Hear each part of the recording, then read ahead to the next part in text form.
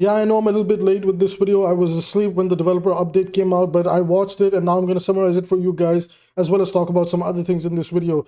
Welcome to the video. We're going to be talking about the way the hero releases are going to work, mythic skin changes, and gameplay updates. So there was a developer blog and it was honestly the most positive developer update we've ever gotten in Overwatch history. It's been a pretty long time since we've seen something like that. So I'm going to be summarizing everything. First of all, I'm going to show you this beautiful roadmap over here that will basically give you a TLDR. I will break some stuff down because it's important to know what's going on as we head into the future of Overwatch. So this is the roadmap on your screen right now, and you can see that first of all, the major changes going into Season 10 is all new heroes are going to be unlocked for everyone, and Venture is also going to be unlocked immediately for everyone. Now, there was one thing that was mentioned that, however, for some of the previous heroes, while they will be available for free, you are still going to have to complete some minor hero challenges to unlock them.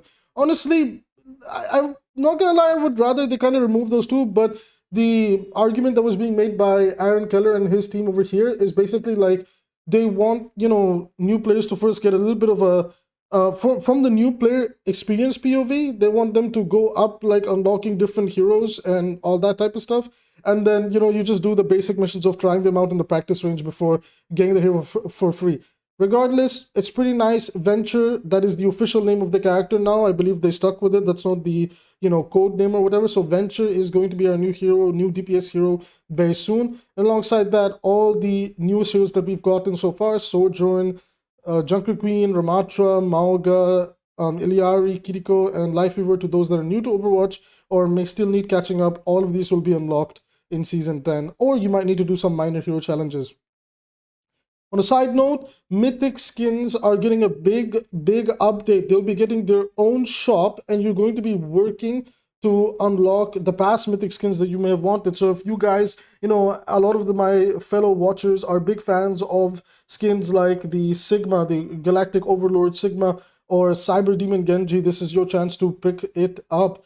And, from what they had said, there's a way to just straight away buy a mythic prism to unlock the skin, or you can actually free to play earn the skin itself. We don't know the exact details just yet, but it will be free to play where you work on unlocking the skin over time, which is great. Thumbs up. This is a big deal. Less FOMO is better for everybody, and honestly, if I'm not mistaken, no other game is doing something like this, although Fortnite definitely needs to get their collab skins that were in the battle passes in the shop. They should never ever be something like that where collaboration skins are in the battle pass. That's just ridiculous. I love Fortnite, but that's the biggest mistake they make, and hopefully they learn from Overwatch. Like, these mythic skins or our big skins, they should be available to everybody, after a certain amount of time has passed. So moving on, so Season 10, again, same thing, more control over your mythic hero skins, like the way you unlock them, blah blah, all that stuff.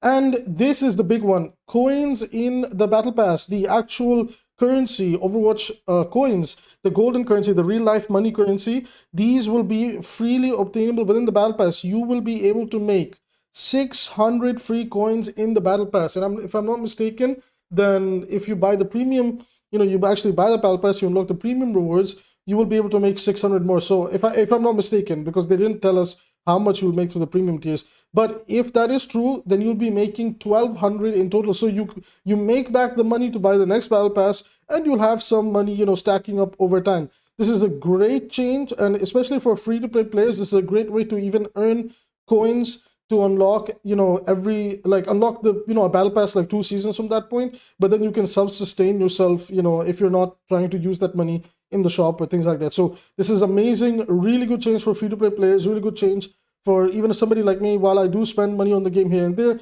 I've always wished that I could at least make my coins back, especially in recency where none of the shop updates are that interesting. So gameplay updates, we are actually getting a new mode called Clash. We've seen Clash a little bit, and we'll be in Season 10, we will be getting a trial period where we will get access to Hanaoka. This is a extension of Hanamura, and Hanamura is my favorite map of all time. I actually miss 2CP sometimes and play it in the arcade with my friends, but Hanaoka is going to be officially back, and it's going to be, it's like the backside of Hanamura, like around that same area. So we're going to see more of the Shimada real estate and more, hopefully Shimada lore. Really excited to see that. And finally, in season 11, we'll be getting a new map called Runasapi. Absolutely exciting news. Runasapi is the Peru map, and this is where Iliari and the Sun Warriors, the Inti Warriors, were basically, gathered up. So most likely Iliari lore will be spread out within that map, and we will see, how they experimented on people, what was their rituals like. It's going to be very interesting. Now, alongside this, I'd like to talk about them saying things like, they're going to be bringing a new anti-cheat thing where they will try to ban people that do disruptive gameplay behavior. So finally, people that actually throw games can get banned. You guys know what I'm talking about.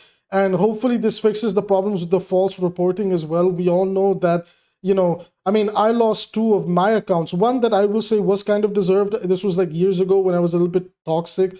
And however, I reformed over time, and my main account that I had for the past 3 years, I lost it like about last year.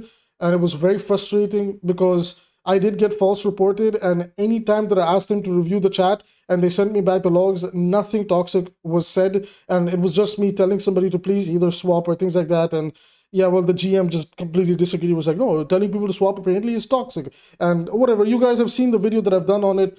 I covered it in detail over there. It's a little bit frustrating because, that was my GM account, and, ever since then I've just not been bothered to grind back my SR because, holy crap, competitive still needs some help. Now, alongside all of this, what does this mean for the future of Overwatch? This is the most important thing to talk about. As we go into the future of Overwatch, we know that there's another developer update coming. I did a leak video a while back where monetization updates may be coming through. Now, to be fair, some of the stuff that leaked in that monetization, update did come true, where they said that we'll be able to craft or earn mythic skins, as well as the way that the whole shop might change up. Now, Blizzard themselves have not said anything about the monetization changing and everything, although I do find it interesting that you can make 600 free coins, because if I'm not mistaken, the monetization update did mention some stuff about the leak, did mention stuff about the 600 coins too. So it is entirely possible that possibly in the next developer update, we will get to learn about more monetization changes. I do hope that they do this, but to be fair, even if they don't do it, I can completely understand, because, not gonna lie, they're changing up a lot of ways that they were able to earn, like, some form of money. They could still be, they could still be a little bit more generous. I'm never going to complain, but I understand that it's a free-to-play live service game, and they do need to make their money one way or the other. Let's see what happens with the upcoming developer updates and everything. And yeah, are you guys excited to try out Venture? Unfortunately, it doesn't. I'm not sure if we're going to be getting the Venture free trial period like we did with Malga, where we got like an early access into the hero to hype up the next season. Just so they can test them out, since Venture is non-binary, we have to use they them for them. And I'm not sure about that. We will see what they do with that. So anyways, everybody, that's it for all the news from the developer update, TLDR. If you don't want to go through the big blog posts and everything, what are you most excited about? I'm happy that we won't probably run into this whole pay-to-win garbage anymore. I'm happy that this change is coming to people that might want the previous mythic skin. I know, if you guys keep up with the streams and everything, everybody knows Playmaker really wanted that Sigma mythic, so he'll get his chance to finally get that skin.